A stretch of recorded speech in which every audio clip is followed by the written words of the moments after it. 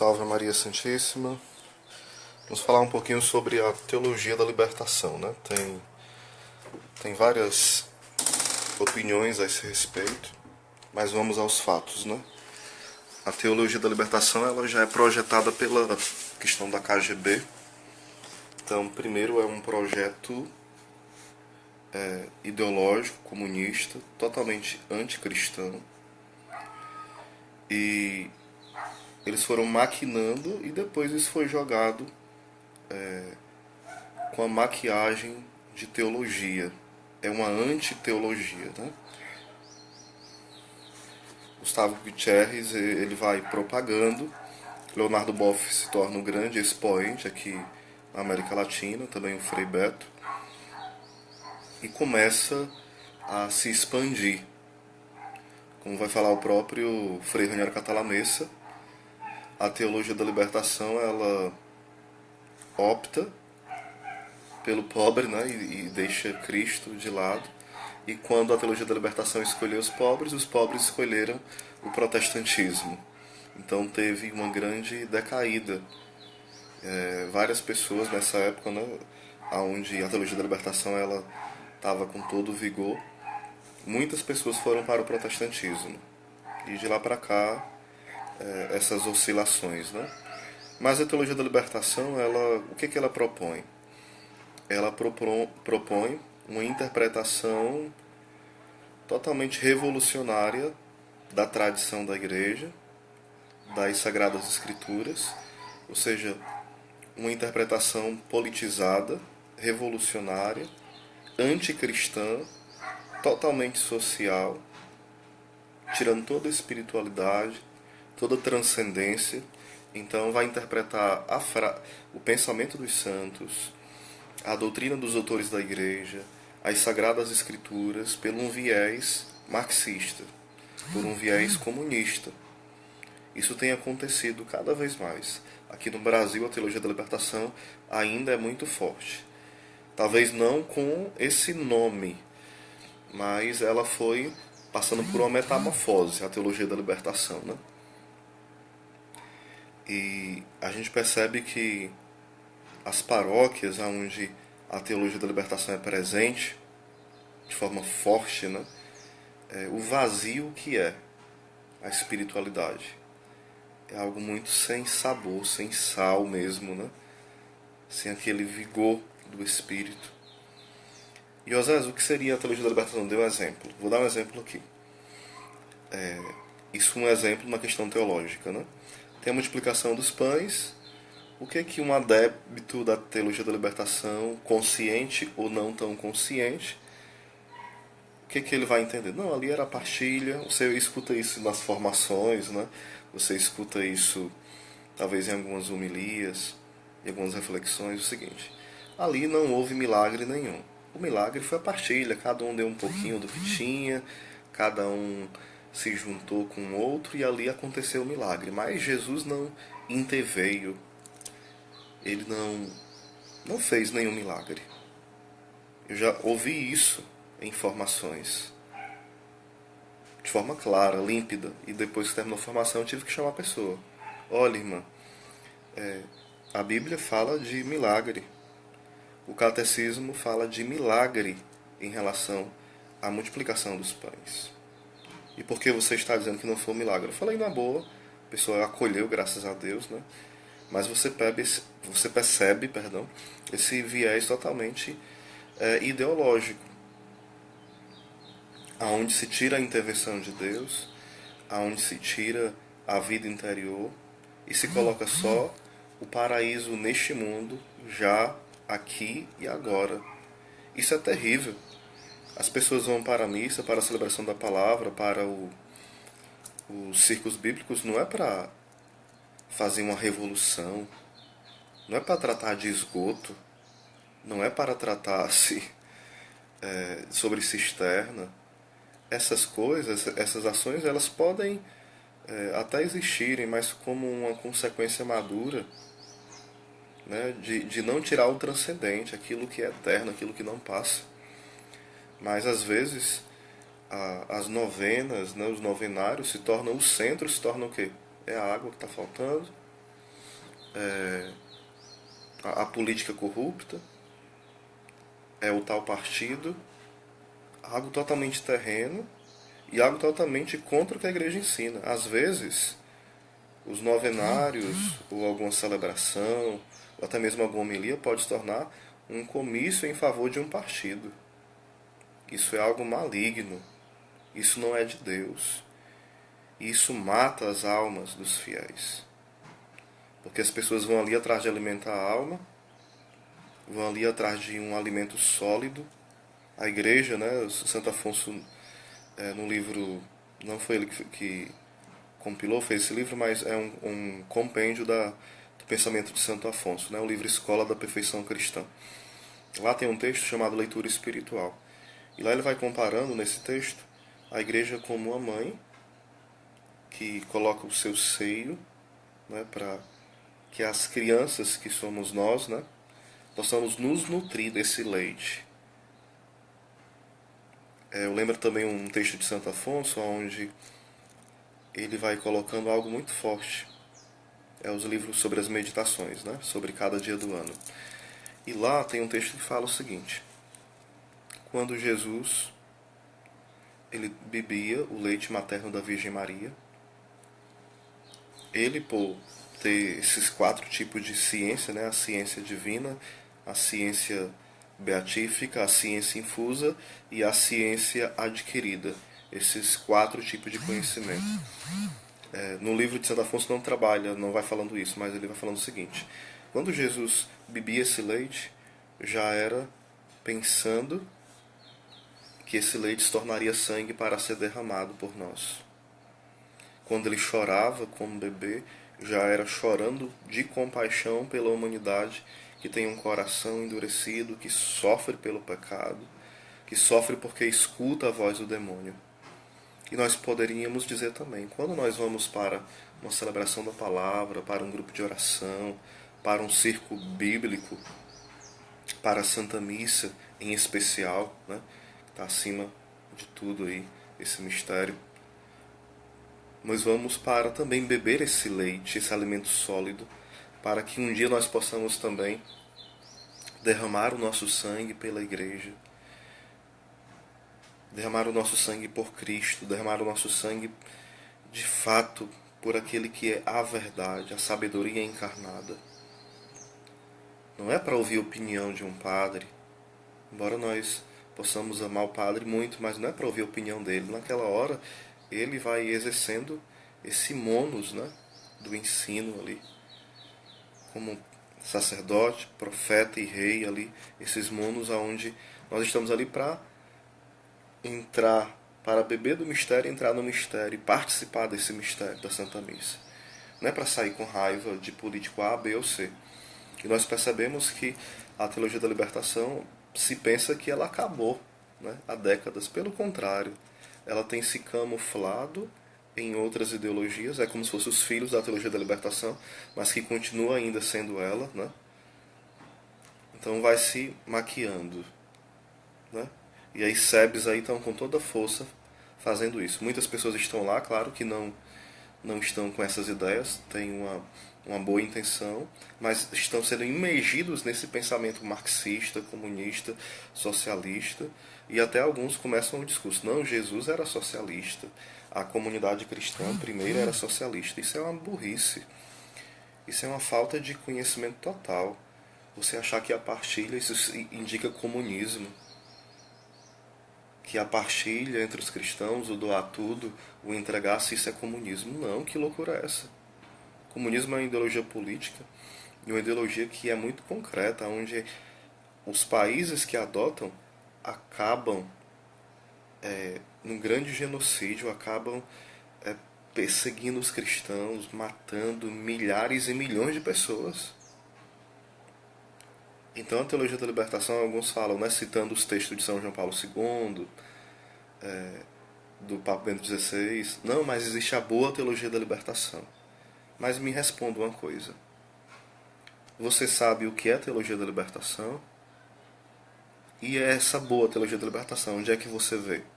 Você vê no Brasil essa teologia da libertação boa? Aqui na América Latina? Ela sendo colocada em prática? Cadê os santos frutos dessa teologia da libertação que as pessoas dizem, não, a minha é boa, essa teologia da libertação que eu estou aderindo, ela é boa. Cadê os frutos de santidade? Porque se conhece a árvore pelos frutos. E que eu saiba, os frutos da teologia da libertação são pessoas sem espiritualidade, são pessoas que têm um entendimento equivocado das escrituras e da tradição, são pessoas que vão migrando e vão saindo, abandonando a fé católica e vão para o ateísmo, para o protestantismo, vão migrando para as seitas. Isso é o fruto maduro da teologia da libertação? É esse fruto que nós queremos? Fica a pergunta. Tem um livro muito bom que eu indico na Teologia da Libertação, o professor Felipe Aquino fez toda uma compilação, organizou, eu indico esse livro. Também indico o livro Desinformação, onde tem um capítulo que vai trabalhar sobre a origem, né, ideológica da Teologia da Libertação. E nós vemos que a Teologia da Libertação ela pega palavras e vai ressignificando, esvaziando o sentido daquela palavra. Por exemplo, eu dei um exemplo de textos bíblicos, né? Eu comprei alguns DVDs sobre estudo bíblico. E esses DVDs eram de uma editora aqui de Fortaleza. E parece piada, né? Os 3 DVDs eram totalmente uma interpretação de teologia da libertação. Eu vou dar um exemplo para vocês. Lá falava o seguinte. Quando fala que Adão e Eva foi expulso... É a interpretação TL, viu? Quando fala que Adão e Eva foi expulso do paraíso, o que é que o texto está dizendo? Segundo o pensamento TL. Está dizendo o seguinte, na verdade, o texto está fazendo uma crítica ao homem rico. Esse Deus que expulsa o homem do paraíso é o homem rico. Então é uma ironia, uma indireta para o homem rico, para o poderoso. E Adão e Eva simbolizam o proletariado, o pobre, aquele que está na agricultura, está ali ganhando seu pão de forma honesta. Então o poderoso vem e expulsa o proletariado com a sua exploração. Olha aí que interpretação vazia. Outra, continuando. Na verdade, o que foi a questão do Caim e Abel, Caim que mata Abel, na verdade é o seguinte, é uma forma do autor dizer que Caim vai para a cidade, para dizer que a cidade é o lugar do homem opressor, o lugar da maldade, é o lugar dos empresários, é o lugar dos ricos, dos capitalistas. E Abel é o lugar onde tem o pessoal que vive tudo em comum, é o lugar do social, do comunismo, né? Ele não usou essa palavra, mas ele deu a entender isso, o rapaz que interpretou. O dilúvio nada mais é que as pessoas que plantavam tinham sua agricultura, o seu terreno, e o que aconteceu? Tinha um reservatório dos ricos, dos latifundiários, e esse reservatório, a barragem, ela quebrou, aonde continha, né, a água lá, e essa água invadiu os terrenos dos pobres, e houve uma grande inundação no terreno dos pobres, e eles não foram ressarcidos.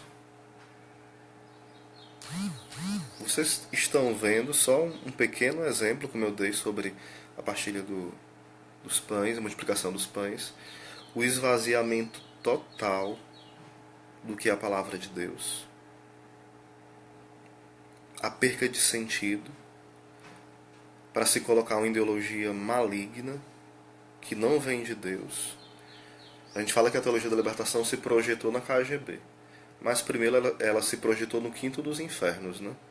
O demônio projeta uma coisa daquela, ele encontra corações disponíveis para semear essa mentira, essa meia-verdade, porque ele é especialista nas mentiras, nas meias-verdades, como ele jogou a dúvida, né, lá no coração de Eva. E é assim que acontece hoje. O demônio, com seus planos, ele tenta se infiltrar através de pessoas que se acham os donos da verdade. Aliás, vivem em função da mentira, né? que são os famosos sofistas, né? Não é sufistas não, né? Que pega o suf, não. Os sofistas, os que usam a, a pseudo-sabedoria, a pseudo-inteligência para enganar as pessoas. São pessoas de fato maquiavélicas, que maquinam, que se infiltram dentro da igreja para tentar destruir ela por dentro. Isso é um pouquinho do que é a teologia da libertação. Um pouquinho. E aí se levanta os famosos e falsos apologetas e diz, não, a teologia da libertação não é nada disso. Claro que é. Os documentos, os atos, as ações, os frutos, tudo mostra que é isso. Então vamos ter cuidado, porque hoje a igreja cada vez mais é atacada por dentro. Rezemos pelos nossos queridos sacerdotes, pelos bispos, pelos leigos, é o ano do laicato, né? Mas é preciso apontar o lobo. Então cuidado, porque hoje se coloca a terra, a mãe, entre aspas, a mãe natureza, olha a expressão, a Gaia. No Ceará, a Gaia é outra coisa, né? Mas vamos deixar pra lá. E começa a se colocar. Antes era o pobre, né? Agora é a teologia do ecologismo. Eu indico aqui o livro Poder Global e Religião Universal. Tem a nova edição da editora Catequeses, né? Edição ampliada. Lá tem temas mais atuais. É do Monsenhor Sanahura. Poder Global e Religião Universal. Um outro livro seria O Império Ecológico, do Pascal Bernardin. E também Maquiavel Pedagogo. E o que eu já indiquei, Teologia da Libertação, organizado pelo professor Felipe Aquino, e tem também o livro A Psicose Ambientalista, né, que vai falar sobre a questão ecológica também, né? As armadilhas que estão por trás do discurso ecológico.